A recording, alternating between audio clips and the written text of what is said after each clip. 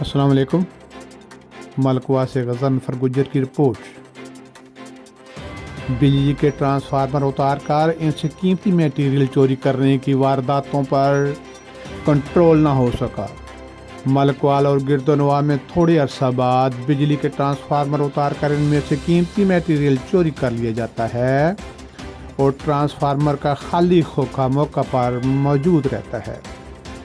मलकवाल भेरा road नजपराचा petrol pump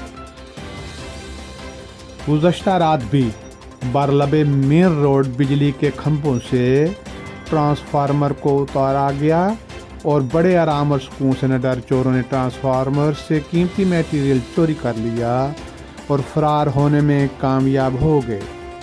हस्बे रवायत transformer से मुतल्लक सारिफीन बिजली तकरीबन 1,50,000 रुपये आपस में इकट्ठा करके अनऑफिशियली ट्रांसफार्मर की मरम्मत करवाएंगे और तब जाके बिजली बहाल हो जाएगी।